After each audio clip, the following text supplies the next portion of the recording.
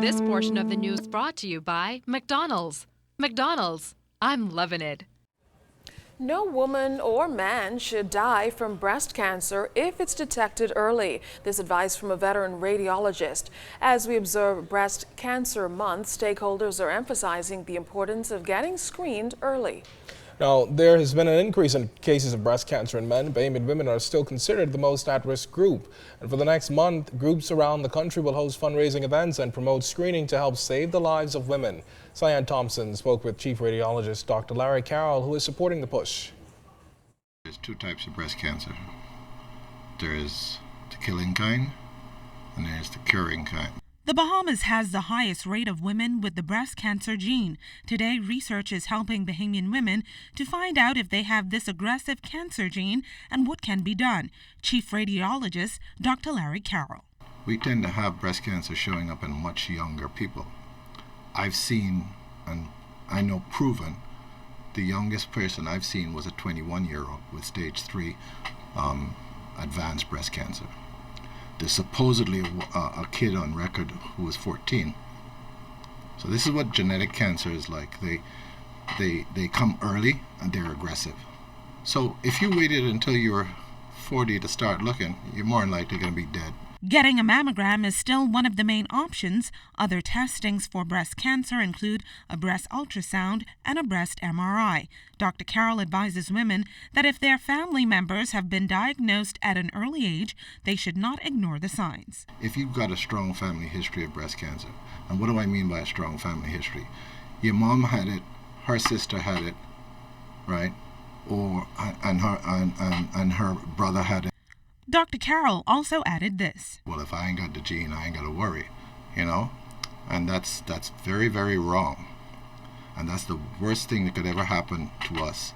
When it comes to breast cancer, the message is still the same. Early detection can save your life. For the ZNS Network News, I'm Cyan Thompson. Well, they're the fastest growing sector of society, older persons, and a special day was set aside for them today. October is being recognized as Older Persons Month, and the 16th anniversary of the International Day of Older Persons was observed today. The United Nations theme for the day, which has been adopted locally, is "The Future We Want, What Older Persons Are Saying." A special service was held at St. Agnes Church, where scores of older persons attended. Lunch was also provided for the Precious Pearls. Minister of Social Services, the Honorable Melanie Griffin, says she'll ensure that the nation does what is right for this group. Statistics clearly indicate that populations throughout the world are aging, and ours is no exception, as indicated by the most recent census of population. This must therefore be factored into our national development plans to ensure that the needs of this growing population are adequately provided for, with their views being taken into full consideration. Chairman of the National Council on Older Persons, Juliette Barnett, shared a short poem by an unknown author which captured the essence of paying compliments to persons while there is the opportunity to do so. Tender thoughts of me, please tell me now. If you wait until I am sleeping, never to be wakened, there will be death between us, and I won't hear you again. So if you love me even a little bit, let me know while I am living. Former students of the R. Bailey Senior High School are celebrating the institution's 45th anniversary. At a press conference yesterday, the Alumni Committee unveiled several activities planned to commemorate the significant milestone under the theme, Continuing a Legacy of Excellence. Some of the activities this year include Impact and Pacer Pride Day set for October 24th, where former graduates will speak to students about their careers. Then on November 2nd, the Red Ball will take place at the British Colonial Hilton, where former students will be inducted into the school's Hall of Fame. Then finally, on November 21st, a special luncheon to honor past and present principals will be held. A few of the honorees we spoke to say they are pleased to have been able to give back to their alma mater in such a meaningful way.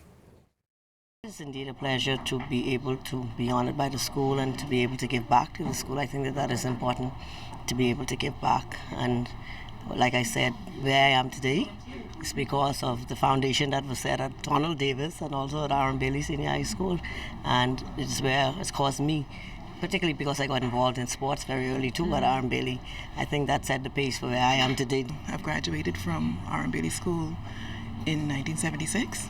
At that time, the principal was Miss Butler, who was very disciplined, and I must say that she really instilled values and principles in me, and I continue to carry on in our community. I came here in 1983. I met a high school guidance counselor by the name of Zoe Powell and an administrator by Charles Chuck Mackey, who took this child who was broken and assisted me on the road to where I am now. Now, all proceeds from this year's events will go towards purchasing a school bus, which will cost an estimated $63,000. Principal Colin Johnson talked about the achievements of the school over the past 4 decades. This school would have been crowned most improved as it relates to the passes in the BGCSE examinations.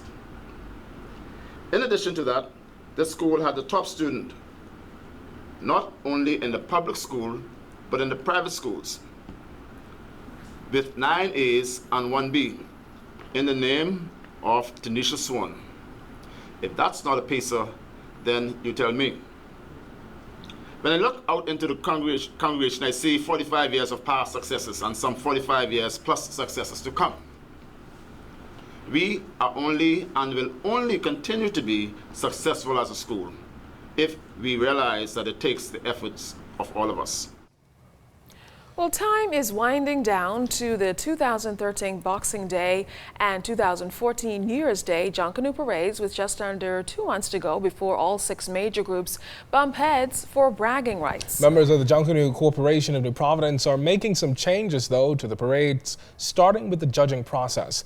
LaDon Davis sat down with the president of the JCNP and tells us what those changes are. Every year, the Junkanoo Corporation of New Providence devises a new plan to draw the attention of thousands of Junkanoo enthusiasts to the much-anticipated cultural showdown on Boxing and New Year's Day morning. This year, the JCNP will fine-tune its judging process by steering away from its original pool of judges. Groups feel like we need to basically have new persons come forward. Okay, we have had a number of concepts that have been presented by groups, whether we go the route of using the teachers and their different disciplines in school, the dance, art, and music, whether we should go to the professional person, the same disciplines, but a lot of the groups also feel that we should go to the public. We're looking at a smaller pool. We're not looking at a 90-judge pool. We're looking at approximately 50 judges who will judge the parade.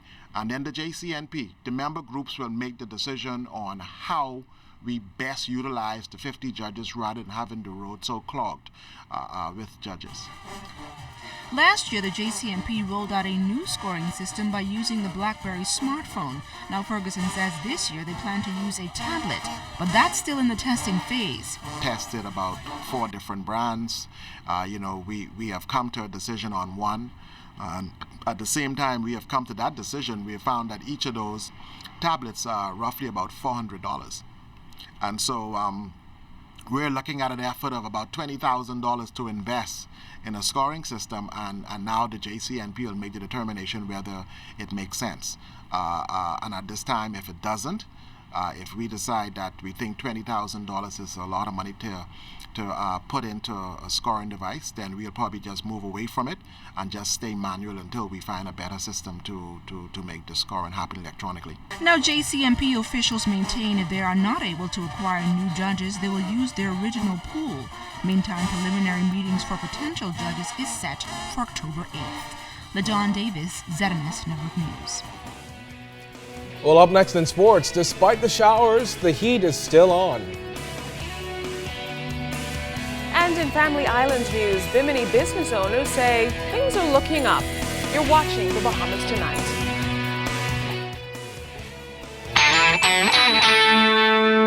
This portion of the news was brought to you by McDonald's. McDonald's, I'm loving it.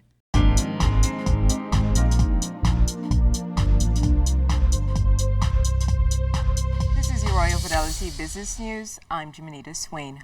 With a 15-year track record, the Bahamas Financial Services Board is at a point in its history to firmly establish itself as an institution whose dual mandate of sector development and sector promotion is buoyed by the continuing commitment by the government. That was revealed by BFSB CEO and Executive Director Alia Allen at the board's annual general meeting last week. Although BFSB's guaranteed subvention from government will decrease in 2014, Ms. Allen indicated that in some ways this represents an ideal opportunity for BFSB and the Ministry of Financial Services to work together in a collaborative manner to ensure the maximization of resources where appropriate. During her AGM report to members, Ms. Allen summarized the broad range of industry, product, legislative and promotional initiatives undertaken by BFSB over the past year. PTC landline, internet and cell services have reportedly been knocked out by pigeon hunters who shot through the fiber optic cable that carries all the communication capabilities to settlements at the end of South Andros, primarily Mars Bay. PTC officials reported that a similar incident happened in parts of North Andros a few weeks ago. PTC officials remind the public that damaging private or company property is a felony, and anyone caught damaging property can be arrested and charged. PTC advises anyone seeing or knowing of property destruction or damage by pigeon shooting, copper thefts, or other activities to call the police. PTC authorities further warn pigeon hunters not to shoot at birds perched on communication cables or on power lines. And in international business news, the Vatican's bank has published its first annual report in its 125-year history as a part of an attempt to become more financially transparent. The report shows 2012 was a successful year for the bank, with net profits more than quadrupling to 86.6 million euros. The bank said this jump was mainly due to favorable trading results and an increase in the value of its bonds held. That was your Royal Fidelity Business News.